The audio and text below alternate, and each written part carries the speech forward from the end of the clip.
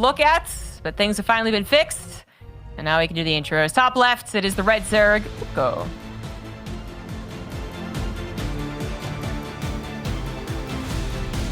Oh yeah, I gotta introduce the other guy. In the bottom right, we have the blue Zerg player from Sidestorm Gaming. He's Namshar.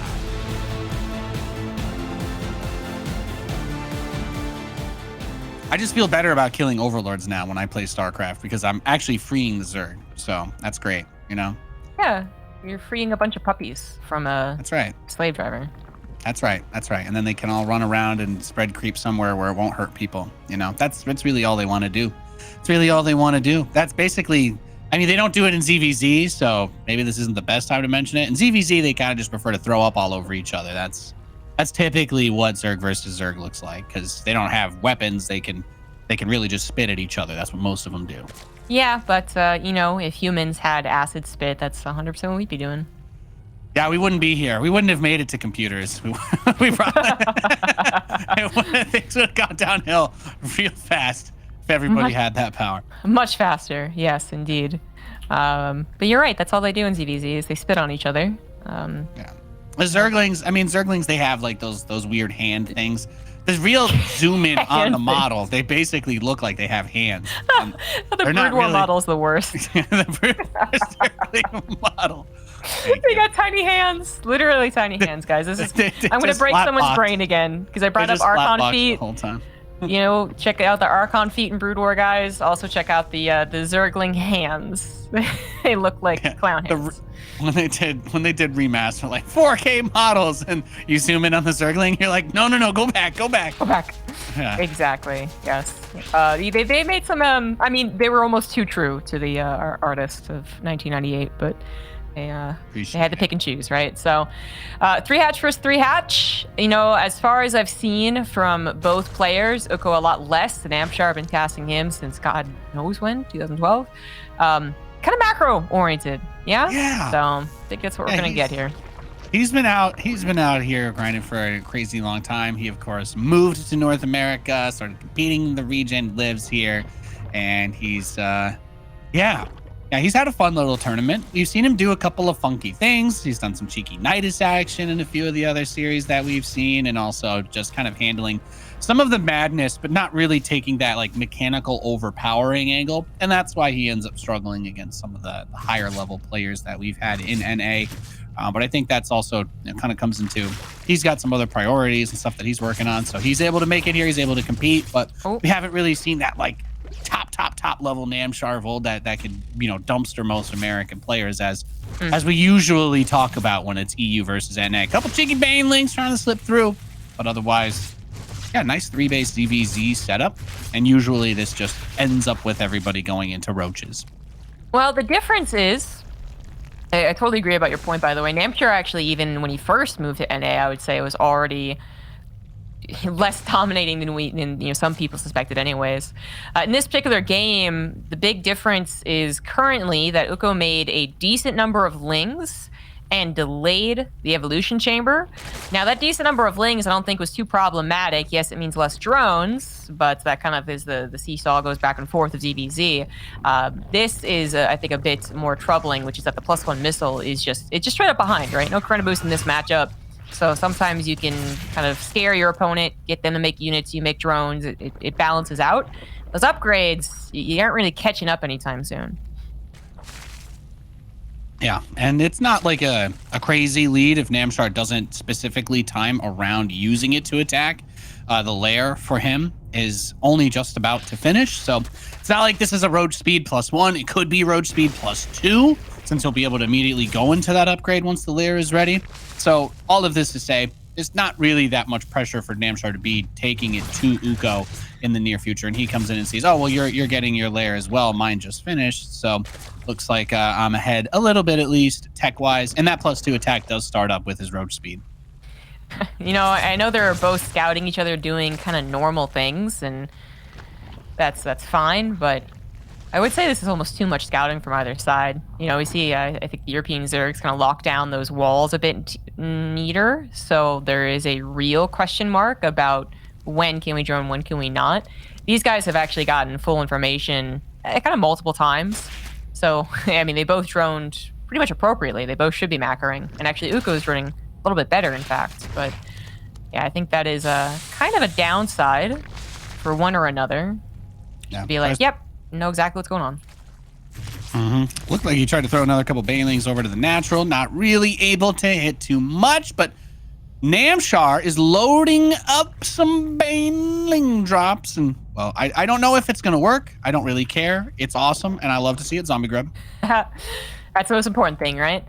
Yeah, the baneling drops, definitely a cool addition. I feel like in very, very macro-oriented ZVZs, we have been seeing even the default, like this is part of your build almost, to go into an Overlord drop. But Namshar is currently the only one doing it. It is the banelings up the roaches. Ukko, not so much. Ukko, I think, even though there's some stuttering along the way, right, that much later, okay, he's going to lose some drones as well, but the much later upgrades, I mean, the fact that he had 7 more drones than his opponent for, I want to say, a solid minute, I kind of like his position. I'm liking his supply. That's certainly the case. So unless Namshar can actually hit some maybe crisp 2-1 timing, I feel like Ukko is just going to, I mean, maybe get maxed out faster and have a little bit more wiggle room as well, as he once again goes up to 73 drones. Namshar a little bit later to that. Prioritize the Ravagers. Yeah, don't hate to see that at all. In this group so far, Namshar did get dropped by Trigger earlier on, but Ukko defeated Trigger, so he's actually taken on some strong opponents as his baneling drop comes and hits again. But the key thing to point out, Zombie Grub, is while yes, drones are getting killed and another drop's going to land with roaches on the west side, Ukko has built a pretty big army. He's got a lot of units, and that +2 is coming in for him as well. And he's got a little roach drop hitting as well in that natural while he's poking the third. This is, honestly, it's just really bad by Namshar. I don't think he'd disagree. Heavily supply blocked. So he literally lost an Overlord, maybe 2, I'm not sure. But he didn't even really notice that he was going to be supply blocked in the first place until like a minute afterwards, man. Like 9 Overlords just popped. That's fantastic. But that meant the army wasn't here on the front lines ready to go. So the third base has already been broken. And the 20 roaches coming out now are going to be coming in from different parts of the map. So it's possible it's going to be 33% of the army versus 100% every single engagement we look at. Yep, and he's trying to do something really fancy. He was maybe thinking that Ukko was going to play passive in this game, but that was not the case. He's mostly just freed up supply. You think about the workers he's lost. Well, he's maxed out, so he's been spending that supply onto these roaches and ravagers, now trying to dive on Namshar's ravagers, which are exposed on the north end of the fight. Has more corrosive biles to work with. That is a huge boon to this push. And, you know, Zombie Grub, it's also funny that you point out the supply block earlier on in the fight. I mean, you're throwing Overlords all around the map. That's got to be something you have your eye on, as those roaches in the main from the drop of Ukko are still dealing damage. Ukko's just won this game, man. And it was 90% because of the supply block. Like, Namshar, it's almost like he's warming up, man. It's almost like he didn't actually play a couple of games beforehand. Because even though, yes, he's not like full-time, diligent StarCraft player that he was maybe back in 2015 or something like that, I would say his mechanics are usually still pretty solid. You know, if there is a mistake, it's like, okay, 10 second later to the Overlord of the supply block. But I think it's very obvious that all that baneling dropping micro was affecting his macro. I mean, to a really large degree for even a semi-pro. So I think that's one of those ones that you kind of hope they don't attack you, so you can kind of just be like, no, just like gloss over it, like forget, like it didn't happen, don't worry about it. Because if Ukko didn't attack him, his Overlords pop, and his Larva pops, and he's fine. But that was pretty egregious, and it did happen at a time where Ukko was ready to attack him. Yeah, just doing a little bit of fancy footwork there, and then, you know, it's kind of like a double hit because the Overlords that did the drops all died, so it makes that supply block situation a little bit worse. You're thinking about, okay, these units will go in, they'll die, I'll rebuild, get roaches, max out, get my 2-1, and, you know, Namshar lined up pretty much everything for it to go into that roach phase pretty nicely if that hadn't happened. So I could not agree with you anymore, Zombie Grub. He had his +2 earlier, he had his lair earlier, and also the roach speed. So everything should have been in place for him to have some kind of early map control advantage in the Roach v. Roach. But it's kind of overextended, like you said, on the harass, and the macro slipped as a result. So for game number 2, we go to Tropical Sacrifice, which nice short one.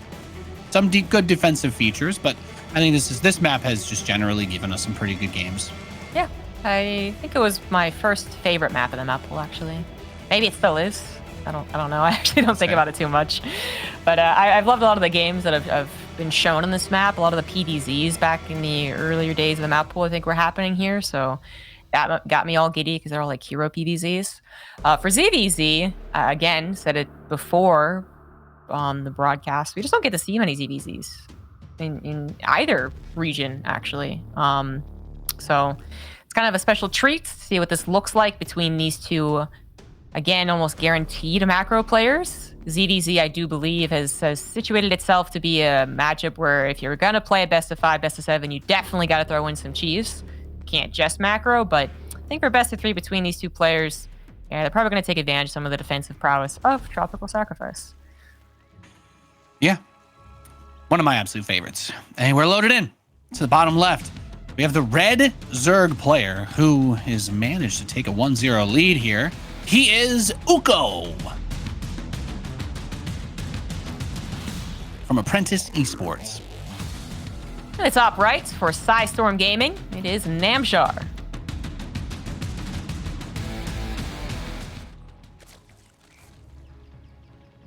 Seen a lot of Ukko fans in the chat, by the way. He's been getting the love. Yeah. Not only is he delivering on the results. You know, I feel like this is if people talk about how winning is how you get noticed, and then it's like, oh, you qualified, then you lose, then the next season you qualify and you beat somebody, but it's like a very slow and painful process. Everybody goes through it, right?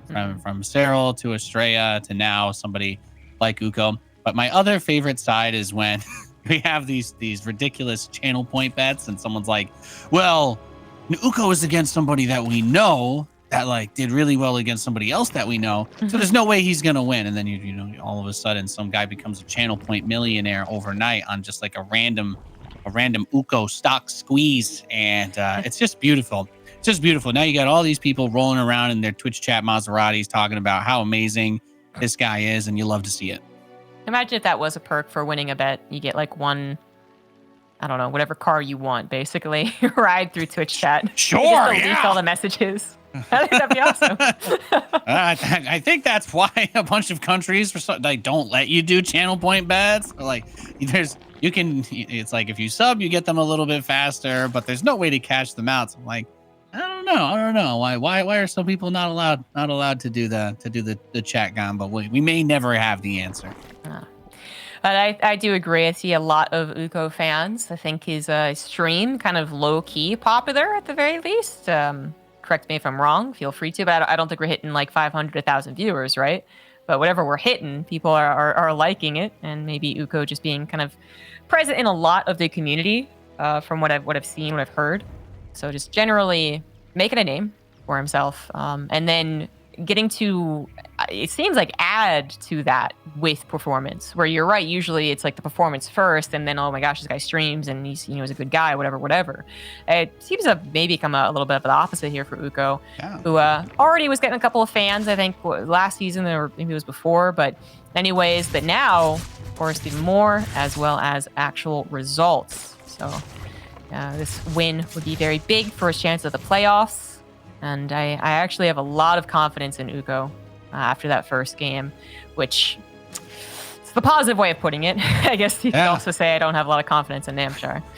I was looking at his previous like online cup results and stuff, and I'm like, who has he beaten? And it's a lot of like those little cheeky small ones, some winner, I'll buy you dinner cup or something like that. He's won quite a few of those, taking out titanic American opponents such as Up a Tree and Ryan. I'm not sure 100% sure who Ryan is, but also stole map off Nina before Ukko really got on the radar. So that's kind of cool. It's one of those guys that's kind of quietly grinding in the background, putting in the time, putting in the effort, and being able to make it to this stage. That's freaking awesome. Yeah. Ryan, by the way, is definitely #1 jet dive NA player in Valorant. #1 jet as well as a StarCraft player. Oh, nice. Shout out to Ryan in chat. But no, you're right. Like this actually is another success story, really, for North America, where I think like Estrella was one of our big ones of the last like 5 years, and then Trigger of the last 2 years, You know, Disc definitely also really cool to see him coming up, and a few other names. So I don't want to just limit it to a few people, but Of course. basically because Ukko gets you know, some fans, puts in the hours, puts in the work, continues to grind, then actually performs. Like that is the upward trajectory that you would hope to have, and you know, in a thriving esport, which, you know, let's be real, this doesn't happen as much in StarCraft NA. No. So it is extra special to have it happen. As such, I'm even kind of low-key cheering for him, even though I love Namshar. He's a fantastic guy. In the interview I did with him, he admitted today, or this week, was a very busy week for him. He's actually quite stressed. So if that's affecting his warm-up capabilities and his performance, it's sad, but, you know, not surprising. It is, you know, that we all have lots of things that are going on, and of course we always wish the best, but when it's time to compete, time to play and time to compete, you know, that's where we've got to see you try to at least bring out as much as you can. So this game not looking too much different than map number 1, Zombie Grub. Neither of these players really trying to like force anything super funky. We've had a couple links diving in for some information, but otherwise a little bit of a faster layer timing again for Namshar. His +1 hasn't lined up with it, so he's not going to be trying to hit any sort of +2 timing, and that didn't really end up helping him in the first map. So maybe he's refocused, maybe he's taking a different approach to this one, and he's going to try and bang it out without doing all the overlord drops and slowing himself down for that big Roach v Roach fight. I was just checking out Namshar's drone count and his gas situation, and I was like, that's a lot of drones. But yeah, still up to 5 gas actually. But yeah, not a whole lot of drones. It's gonna go happen. And I was really hoping it was a Nidus for him, because if it wasn't, it's just, you know, it's just a mistake. I know it is. He's done this too. This isn't the first time that he's busted this one out. I don't remember which exact series it was before, but he's done this at least in one of the other ZVZs he's played in this group that we got to cast, and it's a great way to reinforce. I thought he was going to do it to backstab, and maybe he will this game, but before it was just like, I'm just going to rally everything forward and just use it like warp gate in front of your base. So at the same time, we do have a couple of links headed over towards the 4th base on the northwest. Roaches and links for Ukko are there to deal with it, though. So he is feeling good. And the Overseer is going to fly over towards the main. I don't think he knows about the Nidus, but his Overlord in his main should see that there is one building. Uh-oh. I mean, it does. It 100% sees it, but Ukko himself does not see it. Focusing, I guess, on an attack on the front lines, which is actually where the majority of units are. So it's fair to try and defend this first. But the main base also under attack, pulls the drones away, lets the reinforcements handle it. Maybe Ukko will be able to deal with this with the slow reinforcements coming in to help this battle, and really no reinforcements, right? Maybe Ukko can handle that, and then just let his main base take a bit of a beating for the greater good. Yeah, the greater good. As the Roaches, I mean, look, the idea here from Namshar makes a tremendous amount of sense. Push across, distract one way, push the other. The drones are still mostly okay for Ukko. And Namshar is putting another Nidus for him out in front of his own base, which is a little bit odd. And we're not entirely sure what exactly that's supposed to be, other than maybe just a little faster reinforcement. I don't know if he had vision anywhere closer. And he's going to go back into the main again. So it looks like Namshar's play is to just drown him in Roaches. He's going to keep trying to hit him, pull him apart, and make Ukko as uncomfortable as possible until he breaks. I think this is it, actually. There's not enough Roaches on the front line, especially because the reinforcing ones are slow. Ukko still doesn't have Roach speed. Namshar gets another 15 drones. Maybe that's the addition from last time, but point is, I'll take the 10-worker lead. It's eventually going to be an equal upgrade, so that's one thing Ukko has, right? It's going to have faster +2, but by like 30, 40 seconds, he's still going to be playing whack-a-mole. He's still going to have a large number of Roaches to handle. Now that his Roach speed is done, it's going to get a little easier as far as being pulled around. But Namshar still has a lot of potential. Once again, there was a supply block, though. Got to mention that. And he is maybe missing some of the gases and larva injects that he was hoping he would have. But another Nidus from the main base. Ukko just not quite keeping up with the multitasking. Yeah, it's tough. It's getting hit from multiple directions nonstop over and over again. And, you know, to his credit, did a really good job in that first map. But this one maybe is just being almost a little too much. He is hanging in there pretty well. He's maintained a decent amount of his economy and forces. It's just hard to see where he's going to be able to go back across the map. Because even if Namshar slipped up and took a huge loss in one of these fights, he just keeps pushing. He just keeps attacking. And Namshar does have a 4th. He's gotten some drones onto that northeast base. So He's going to run down to the natural, continue to focus on killing the drones. And unlike that first game where it was the banelings and the drops and he got blocked, and I mean, frankly, he is pretty close to his supply cap, but he's also 30 over Ukko, so kind of says everything. And I think now for Ukko, the only real move he has left is to just try and make this big counter attack. And I don't know whether or not it's going to work out, but I think he's going to have his eye on the potential of that Nidus, at least in a theoretical third game. I mean, this is the only thing Ukko can do, but it's the perfect time to do it. It's the closest I think their supplies are ever going to be before Namshar finishes that +1 Carapace. Unfortunately, it's not going to work. Namshar did have enough in proper position, even as some Ravagers where Ukko does not. And Ukko taps out. Makes sense. GG. Yeah, bit of a rough draw there. The Nidus getting it done. Nidus Worm getting it done there for Namshar. And it's a little bit tough just because, you know, he has busted that out in this group. That's something that Namshar has been liking a little bit. And I don't know that he's going to do it again in game 3, but pulls out one of his little signature moves there to tie things up. And we've got a game 3 Zombie Grub. Nice little ZVZ match going on. And again, just awesome to see. Pretty crazy amount of support for Ukko in the chat. You guys are awesome. Still going on, yeah, 100%. I love it. There's a couple of things in that game, though, that still makes me like really wonder what exactly is going to happen in this best of 3. So first of all, Namshar shored up a lot of his mistakes from last game. You know, first and foremost for sure is that he stopped letting those lings in.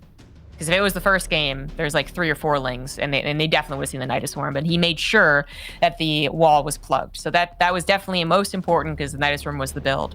And second of all, I didn't get supply block to under 144. I think at all, maybe for like a couple of seconds. But he did start to miss macro 100% with all of the engagements happening, right? Like, no doubt about that. He had supply, he had money, he had larva, and he just wasn't producing. So that makes me concerned if the game goes longer than a 3-base Nidus Storm, right? But then Ukko wasn't exactly perfect either. He actually got supply back, I think, on like 36. So like very early on in the game, I just didn't mention it. So I guess what I'm saying is that they've both been making some mistakes, but it seems like Ukko, all things considered, would make less big mistakes if the game goes like maxed out, right? So if that happens, I think it's a replica of number 1.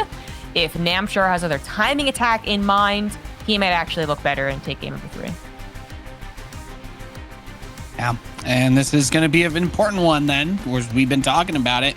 They're trying to trade those places for that 4th and 5th seed in this group to be able to make it for the playoffs. On the east side, we have the Red Zerg player, Ukko.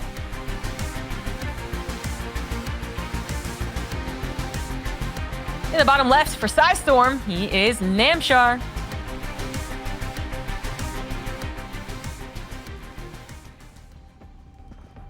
My takeaway from this series is apparently I need to watch some Ukko stream. I need to hit up, see whatever this guy's got going on, because it seems like he's got some good vibes.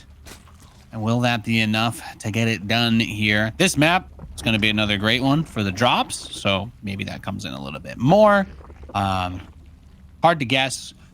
Based on everything that we've seen so far, we can almost kind of safely assume they're going to go to 3 bases, be a ling speed opening for both.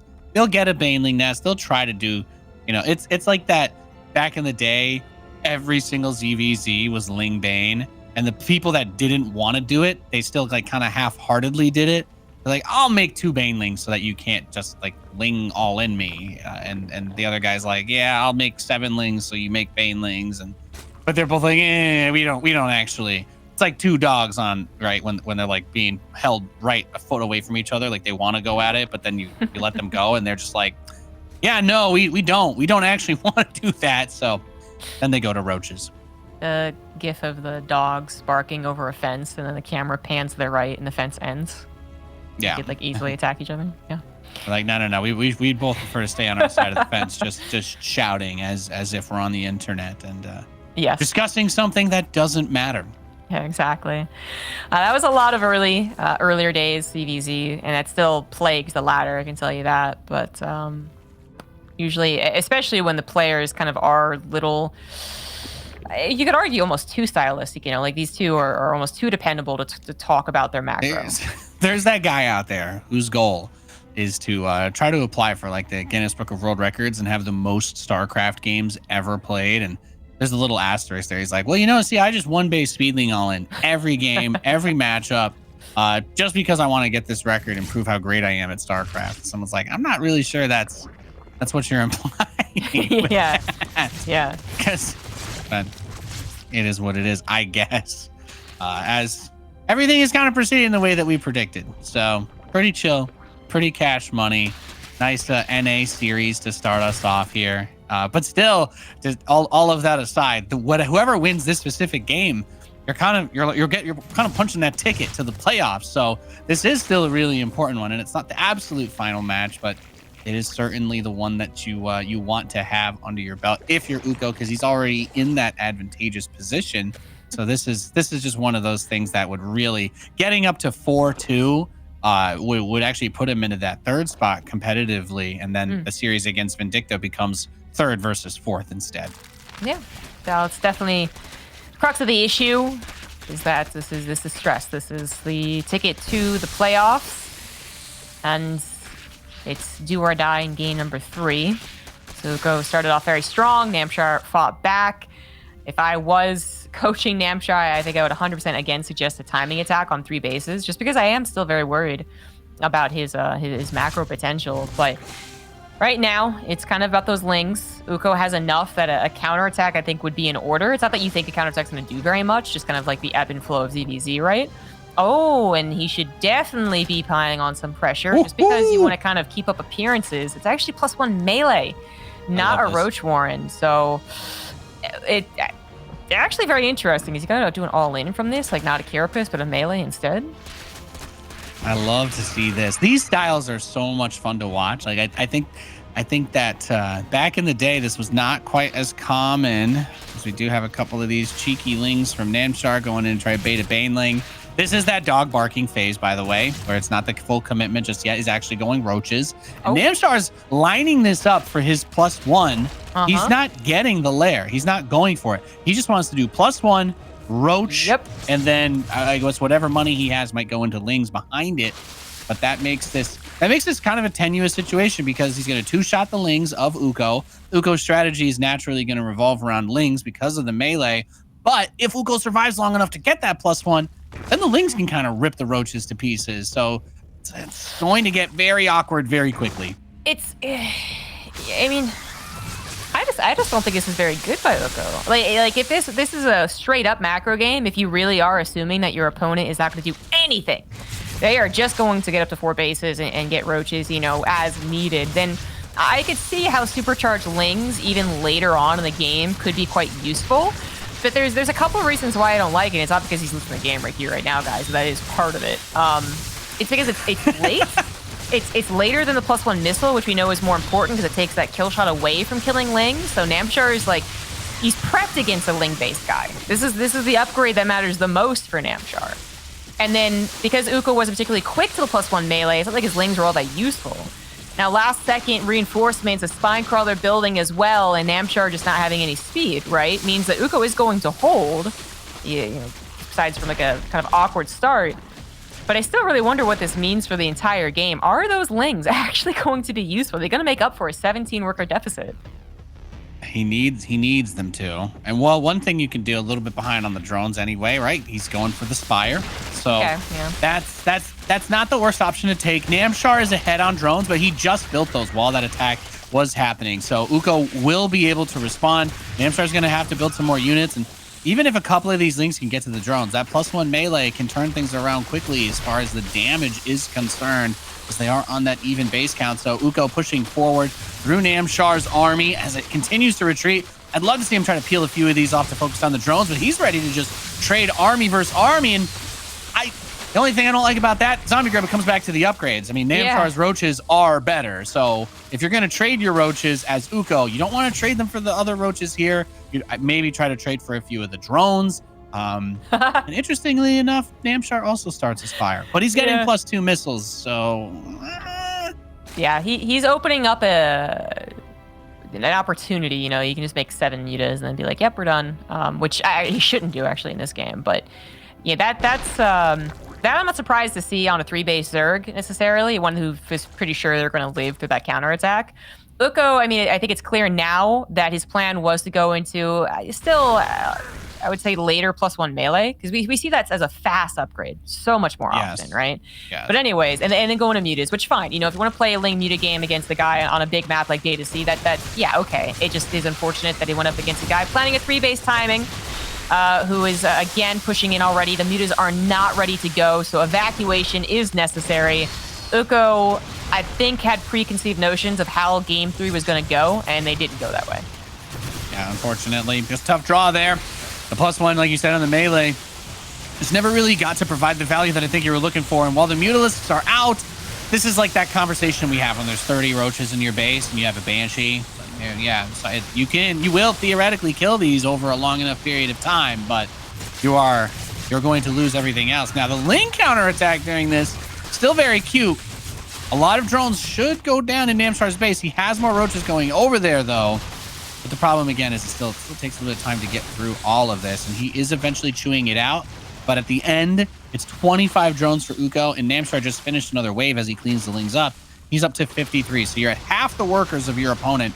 These Mutalisks, you need to control these to the point where they literally just bring you back into the game and win it, which is not something that we've never seen in a ZVZ before. But you also need to keep tabs on where Namshar's army is, because if he's able to get these roaches out on the field and counterattack while the Mutalisks are in Namshar's base, that gets awkward too. And he's just, he is very on top of it with the muta control. So I don't know, Zombie Grub, let's just see where this goes. Right, this is close enough that mutas could make the comeback. I think the Ling run by that killed 15 drones was actually pretty impactful. On top of that, Namshar had to make so many spores because he didn't have enough queens. He couldn't produce them fast enough. That's -8 drones on top of that. So yeah, he's not exactly thriving as much as you would expect from all those roaches in every little nook and cranny of Ukko's base. But I do think he's still solid enough that he's supposed to win, right? But the mutas, they could be very tricky. Ling run-by is also still very threatening, especially if Namshar does have to try and protect 4 bases. I was going to say I don't think he should be able to protect 4 bases. I feel like that 4th is supposed to be a goner. And then, yeah, 3 base to 4 on the reverse. Like, Ukko's the one on 4 bases. There's question marks, man. Yeah. So definitely some question marks. And there's the other part now, too. The mutas, of course, you have some vision. There's overloads on the outside. But tunneling claws and burrow for Namshar, that is just generally difficult to deal with. So that's going to help for avoiding the units. And of course, we'll see maybe some of these guys just go right on by. Now, I think the Overseer is kind of close by. You can see a little bit of this tunneling. So for Ukko, I hope he sees that the roaches are all there. Bring that Overseer over too. Okay, Namshar realizes. He's like, I did go under the Overseer, didn't I? Yeah, that's unfortunate. I think he even really tried hard to hide the Tunneling Claws graphic upgrade, but yeah, just went underneath an Overseer. It's still threatening for Ukko, who now knows that, instead of the ideal situation, which is that he harasses with mutas all damn day long, he does have to worry about some, burrow buys, I guess we'll call them. So that means the mutas have another job, which they really can't afford to have. They needed to be kind of perfectly micro on the other side of the map. They never got that 4th base either, which I really thought was going to be kind of a freebie. If he had gone there first and foremost, I think the 4th hatch definitely goes down, but then he wanted to get drones, which is very understandable. He wanted to find a pocket with his own spore crawler. Yeah, okay, understandable. And then there's just too many queens to transfuse, so maybe he missed. Look at him, though. He's so ready for these attacks coming in. I just can't believe that timing on the 3rd base, and then all the roaches inside of the main, and the mutas having to clean everything up. This really seemed like a dire situation for Ukko, and I don't think that he's necessarily out of it yet, because a lot of what's taking this time is Namshar getting something to deal with the mutas without having to build Mutalisks himself, because he doesn't want to do that. Yep. But the fact that Ukko has gotten it to a place now where he has a pretty fair shot of making this comeback real, that is fascinating. As I say that, roaches are going to unburrow in the natural. There's not a lot of drones at this particular base, just getting the gas from it mostly. But we'll need to bring the army back to deal with that. And this of course, is the primary strength of a roach tunneling claw strategy, is fine time. But Ukko with a big bane run by onto the 3rd, and 18 drones shadow realmed there, Zombie Grub. So many queens. Yeah, that was a good Baneling run by. Namshar very quick to replacing them. He certainly has the minerals to do so. And once again, having a lot of larva. In this case, though, I'm not going to point out a macro mistake. He's actually waiting to build lurkers, so that's totally fine. Lurkers being the priority, they're going to shore up the defenses on every single base without much micro necessary. You add a couple of spores for some SimCity anti-muta defense, and those 4 bases are not going to get broken. So Ukko, yeah, it's great that the game has had those question marks, and the supplies. Oh my god, are gonna look so much worse in 1 second. Oh my god, one more fungal. Oh, he's not gonna get it. Okay, so, but they still look pretty bad. The supplies still look pretty bad. Yeah, it doesn't get too much worse. They say the only thing, okay, there's not really any way to sugarcoat this. I guess not all of the mutas instantly died. There wasn't a fungal on them, but a lot of supply down the drain for Ukko, and ooh, that's tough. This is a tough spot to be in. I mean, the most he can do is just keep boxing Namshar into his base, but that's the risk that you take now that infestors are out. Another fungal growth onto that army. I'm still kind of recovering from that. That was horrifying. Even without the fungals, I don't think his attack was actually in line with the current situation. If he had found Namshar very out of place, okay, yeah, probably all right. But even then, Namshar's army was getting very scary. Ukko was not at a situation where he could just be throwing Baneling Muta at his opponent and hoping it created enough chaos. But that's what he wanted to do. Completely failed. Now he's going to try and go maybe to plan B or not. I'm actually not sure what this hive is going to be for, because I don't see a Hydralisk Den. Because I would figure plan B would be going to your own lurkers. That's usually what Zerg players do nowadays when the mutas fail, because we know ultras suck. But we don't have a Hydralisk Den, so I'm not sure what Ukko's plan is.